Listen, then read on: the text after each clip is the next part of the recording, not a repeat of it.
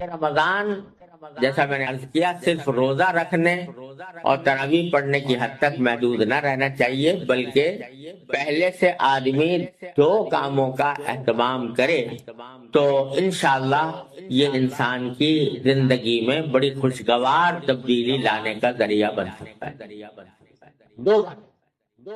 ایک بات یہ کہ اس رمضان کے مہینے میں اس بات کا تو پکا عزم کر لے انسان کہ اس پورے مہینے میں انشاءاللہ کوئی گناہ نہیں کرو، ورنہ آپ سوچئے کہ رمضان کے مہینے میں آدمی نے اللہ تعالیٰ کے حکم کی خاطر کھانا چھوڑ دیا، پانی چھوڑ دیا۔ کھانا حلال تھا کہ حرام تھا؟ حلال تھا، مگر حلال کو چھوڑ دیا۔ پانی پینا حلال تھا کہ حرام تھا؟ حلال تھا، مگر اللہ کے لیے چھوڑ دیا۔ جو چیزیں پہلے ہی سے حرام ہیں، جو روزے میں یا غیر روزے میں دونوں میں حرام ہے، اگر وہ نہ چھوڑی تو پھر وہ روزہ کس کام؟ کیسا ہوا؟ مثلا جھوٹ بولنا حرام تھا، جھوٹ بولنا روزے میں نہ چھوڑا۔ غیبت کرنا حرام تھا، غیبت کرنا روزے میں نہ چھوڑا۔ کسی کے اوپر نامحرم پر لذت لینے کی نگاہ غرض سے نگاہ ڈالنا حرام تھا، وہ نہ چھوڑا۔ کسی کو لڑائی کرنا، جھگڑا کرنا، دوسرے کو تکلیف پہنچانا عام حالات میں بھی حرام تھا، وہ نہ چھوڑا۔ تو بھائی جو حلال چیزیں تھیں وہ تو چھوڑ دی رمضان میں، لیکن جو پہلے ہی سے حرام تھی وہ نہ چھوڑی، تو یہ کیسا روزہ ہوا؟ اس سے تقویٰ کیسے حاصل ہوگا؟ تو تقویٰ اس وقت حاصل ہوگا جبکہ حلال چیزیں تو چھوڑی ہیں، حرام چیزیں بھی چھوڑو۔ اس بات کا عزم کرو کہ کم از کم اس رمضان کے مہینے میں آنکھ غلط جگہ نہیں جائے گی، زبان کوئی غلط بات نہیں بولے گی، کان کوئی غلط بات نہیں سنیں گے، اور منہ میں کوئی حرام لقمہ نہیں جائے گا۔ یہ کیا بات ہوئی کہ سارا دن تو روزہ رکھا اور افطار کیا حرام غذا سے، ایسے آمدنی سے جو حرام تھی اس سے افطار کیا، دھوکہ دے کر فرض کرو کمائی حاصل کی، وہ حرام۔ سود کھا کر کمائی حاصل کی، وہ حرام۔ قمار کے ذریعے حاصل کی یا اور کسی غیر شرعی طریقے پر حاصل کی، وہ حرام۔ تو روزہ تو رکھا سارا دن اور افطار کیا حرام سے، تو وہ کیسا روزہ ہوا؟ اس سے کیسے تقویٰ پیدا ہو؟ لہذا اس بات کا اہتمام کرو کہ اللہ تعالی ہم سب کو اس کی اپنے فضل و کرم سے توفیق عطا فرمائے۔ رمضان کا مہینہ اس طرح گزرے گا کہ کوئی گناہ نہیں ہوگا، اور اس کے لیے اپنی پوری ہمت کا مظاہرہ کرنا ہوگا کہ اسی طرح جیسے شدید پیاس میں پانی پینے سے پرہیز کرتے ہو، اسی طرح گناہ کے ارتکاب سے بھی پرہیز کر کے دیکھو کرو، تو یہ رمضان کا مہینہ اس کی تربیت اور اللہ تعالیٰ کے ساتھ تعلق مضبوط کرنے کا بہترین ذریعہ بنے۔ یعنی یہ تہیہ کر لیں کہ رمضان کا مہینہ اس طرح گزرے، اور اگر کسی کی آمدنی میں کچھ ناجائز عنصر شامل ہے، ناپاک، ناجائز، حرام عنصر شامل ہے، کم از کم یہ طے کر لے کہ رمضان کے مہینے میں میرا جو کھانا ہوگا وہ حلال آمدنی سے ہوگا، چاہے اس کے لیے کسی سے قرض ہی لینا پڑے، لیکن قرض لے کر کھا لوں گا، لیکن حرام چیز نہیں کھاؤں گا، حرام آمدنی کو استعمال نہیں کروں گا۔ یہ اللہ تبارک و تعالیٰ اپنے رحمت سے یہ ہمیں اس کے عزم کی توفیق عطا فرمائے۔ رمضان کا مہینہ اس طرح گزاریں گے، گناہ نہیں۔ ایک دوسری بات یہ کہ رمضان کا مہینہ در حقیقت اس لیے آتا ہے تاکہ ہمارا اللہ تعالیٰ کے ساتھ جو تعلق دنیاوی مشاغل کی وجہ سے ڈسٹرب ہو گیا ہے اس کو بحال کیا جائے، اس کو ریسٹور کیا جائے اور اس کو بہتر طریقے پر اس کے اندر ترقی پیدا کی جائے۔ اس کے لیے دوسرا کام یہ ہے کہ نفلی عبادتیں جو فرض نہیں ہے، واجب نہیں ہے، لیکن نفلی عبادتیں عام دنوں سے زیادہ کی جائیں۔ مثلا قرآن کریم کی تلاوت یہ بہترین عبادت ہے، وہ جتنی زیادہ سے زیادہ قرآن کی تلاوت ہو سکے وہ کی جائے۔ اسی طرح بہت سی نفلی نمازیں ایسی ہیں جو عام دنوں میں پڑھنے کی توفیق نہیں ہوتی، تہجد پڑھنے کا موقع نہیں ملتا، لیکن اس وقت رمضان کے اندر یہ طے کر لیں کہ رمضان میں ہم تہجد کا بھی اہتمام کریں، یعنی اس میں آدمی سحری کھانے کے لیے تو اٹھتا ہی ہے نا، تو تھوڑا سا پہلے اٹھ جائے اور کچھ تہجد کی رکعتیں تہجد کی نیت سے پڑھ لے۔ اشراق تو اوابین یہ جو نفلی نمازیں ہیں ان کا عام دنوں میں اہتمام نہیں ہوتا، تو آدمی سوچ لے کہ میں اس میں زیادہ اہتمام کروں گا۔ تو دو باتیں ہو گئی، ایک گناہوں سے بچنے کا اہتمام، دوسرا نفلی عبادتوں کی کثرت جس میں قرآن کریم کی تلاوت کرے پیری سے جتنا زیادہ ہو سکے۔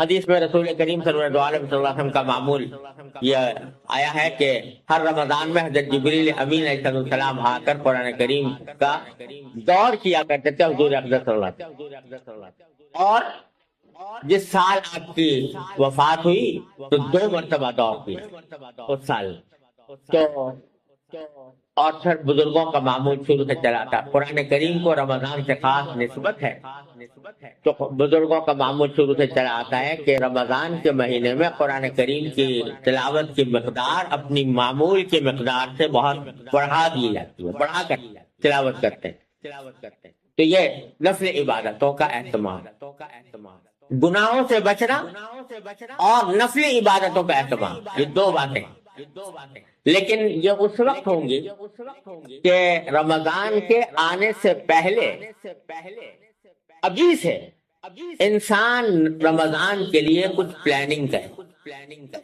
یعنی ایسی پلاننگ کرے کہ جس میں اس کو اس بات کا کے لیے اہتمام کرے کہ مجھے رمضان میں ان کاموں کے لیے زیادہ وقت ملے، اپنی دوسری مصروفیات کو جتنا کم کر سکے بغیر کسی کا حق مارے ہوئے، اگر جتنا کم کر سکتا ہے اس کو کم کرے اور نفلی عبادتوں کے اوقات کو بڑھائے اور گناہوں سے بچنے کا اہتمام کرے۔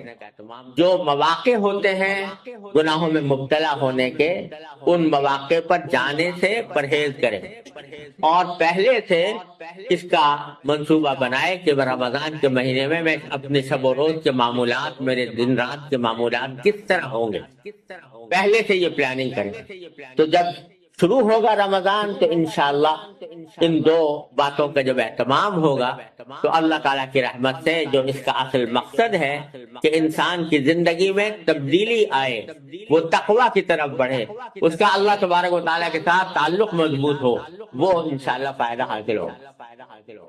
اور ایک خوشخبری بھی ہے جو حضور اقدس نبی کریم سرور دو عالم صلی اللہ علیہ وسلم نے عطا فرمائی ہے۔ خوشخبری یہ عطا فرمائی ہے کہ آپ نے فرمایا کہ من سلم لہ رمضان سلمت لہ السنہ، یعنی جس شخص کا رمضان سلامتی سے گزر جائے اس کا پورا سال سلامتی سے گزرے گا۔ یہ سرکار دو عالم صلی اللہ علیہ وسلم کا وعدہ ہی نہیں ہے، بشارت ہے، خوشخبری ہے کہ رمضان سلامتی سے گزر گیا تو انشاءاللہ سارا سال سلامتی سے گزرے گا۔ تو اگر ہم نے اس کا اہتمام کر لیا کہ یہ رمضان جو آ رہا ہے اس میں ہم ان باتوں کا اہتمام کرتے ہوئے اور اس کو سلامتی کے ساتھ گزار دیں، گناہوں سے بچ کر گزار دیں، اللہ تعالیٰ کے ساتھ تعلق کو مضبوط کر کے گزار دیں، تو اللہ تعالیٰ کی رحمت سے امید ہے، سرکار دو عالم صلی اللہ علیہ وسلم کی خوشخبری ہے کہ انشاءاللہ آئندہ سال بھی اسی سلامتی کے ساتھ گزرے گا۔ اللہ تعالیٰ اس کی توفیق عطا فرمائے۔ دیکھو، یہ بعض اوقات انسان کی زندگی میں انقلاب اس طرح آ جاتا ہے کہ ایک چھوٹا سا نقطہ انسان کی پوری زندگی بدل دے۔ یہ اللہ تعالیٰ کی طرف سے اس کا کرم ہوتا ہے۔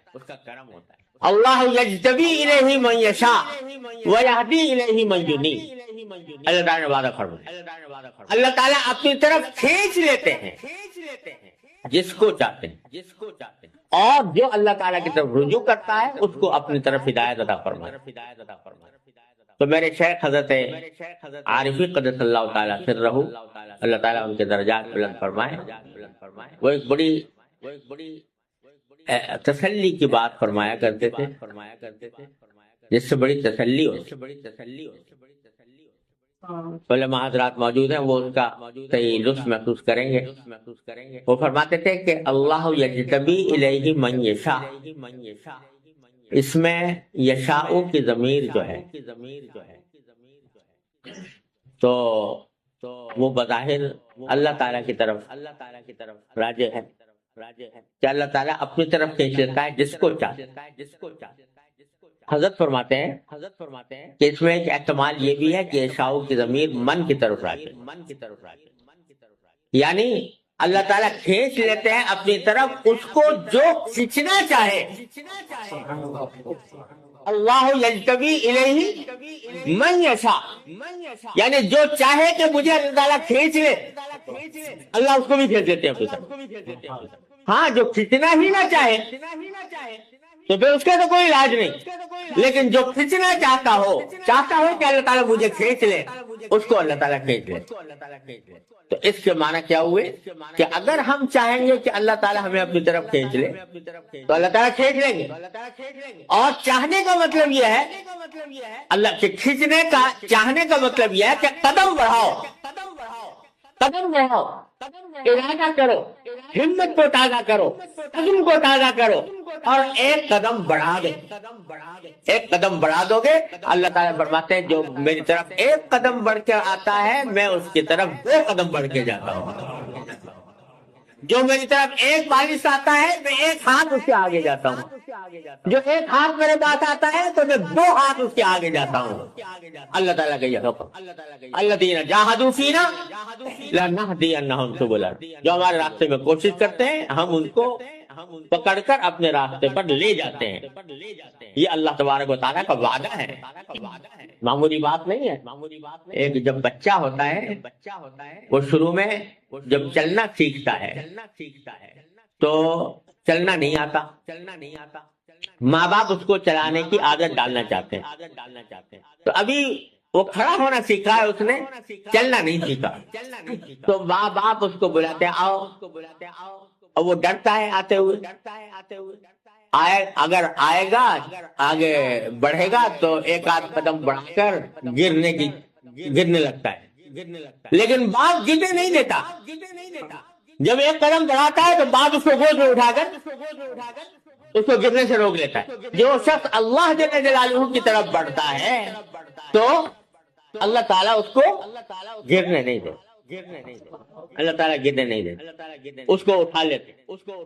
اور جب باپ ایسا کرتا ہے تو اللہ جل جلالہ کی رحمت و شفقت تو باپ سے کہیں زیادہ، لہذا گھبراؤ نہیں، مایوس نہ ہو، اپنے حالات کا جائزہ جب لیتے ہو تو اس میں مایوسی کو راہ نہ دو۔ اللہ تعالیٰ نے توبہ کا دروازہ کھول رکھا ہے، جب کبھی گرنے لگو اللہ تبارک و تعالیٰ کو پکارو، یا اللہ میں گرنے لگا ہوں مجھے سنبھال لیجیے، اللہ تعالیٰ سنبھال لے۔